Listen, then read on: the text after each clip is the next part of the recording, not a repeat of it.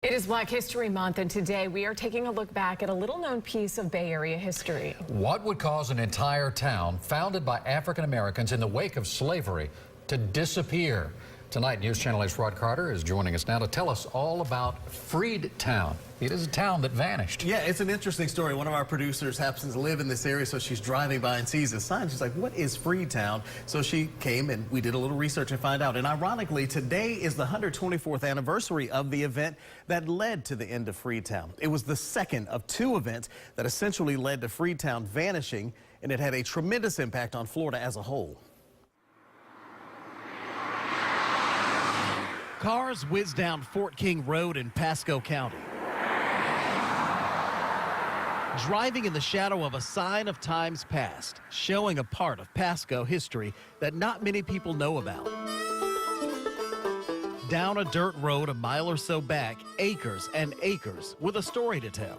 And he had a little settlement there. They had a church and a school. In 1866, this land just south of Lake Buddy was inhabited by freed slaves and appropriately named the Freedtown Settlement. This is our grandfather's inn, and they had to be here before 1887 when we became county. There's a small amount of history kept here at the Pioneer Museum in Dade City, and as I looked through those documents, I learned a lot more about the 200-acre settlement.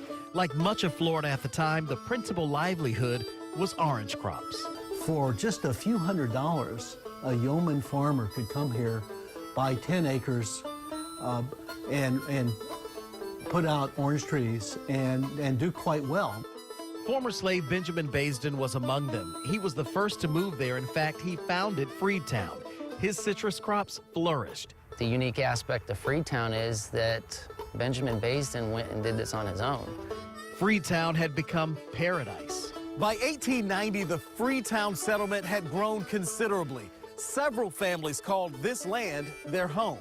There was a church, a school had been established. The people were absolutely thriving. And then, the unexpected. December 27th, 1894, the day Florida froze. An Arctic clipper came and scoured Florida. The orange industry suffered. These photos from the Florida State Archives show the frozen citrus littering the ground there throughout the Sunshine State. It was bad enough to kill the crop, but not the trees. But it was only the beginning. On February 7th, 1895, the Dakota clipper arrived. This is a killer freeze. And this time, the damage to citrus in Florida was far worse. Freedtown, no exception. Crops there were killed off. By morning's mist, most of the economy of Florida is gone. Nearly everyone left Freedtown. Some headed a couple of miles away to nearby Dade City. In fact, the AME Church in Freedtown now relocated to Dade City. It's Mount Zion AME, and they still worship today. Benjamin Baisden, however, stayed on in the Freedtown area, at least for another few years. But after his wife of 50 years died, he moved south to Tampa with his son Samuel. We owned a whole lot. We owned a whole lot. Why we don't own it now, you know? I found Samuel's grandson, Benjamin Baisden's great-grandson. He's also named Ben. I'm getting chills just thinking about it all. He is very proud of his ancestors' tenacity at a time when it was very difficult for African Americans to have it. And I guess some of that stuff, I believe, is passed on to me because right now, I'm kind of like a leader in the community. And I said to myself, how did I get this type of passion to want to help people? You know what I'm saying? And I'm figuring out that it had to come from there. Passion that has its roots in these rolling Pasco hills, a settlement that's essentially vanished, but not the spirit of the people who started it.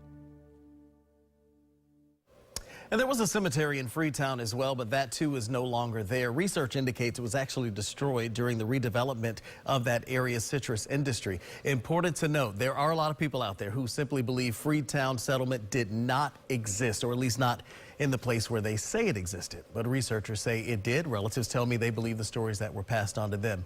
Another quick note, Benjamin Baisden now officially one of the founding fathers of Pasco County. What an interesting story. Whatever Very. happened to the land?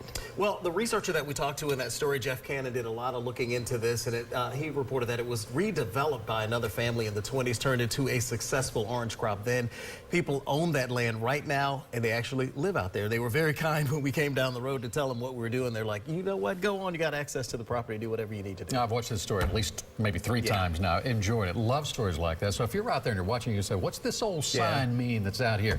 That's what it is. That's a great story. And of Great course, we'll history. post it on our website too, so people can we'll watch watch it. it right there. Thank you, Rob. Thank you.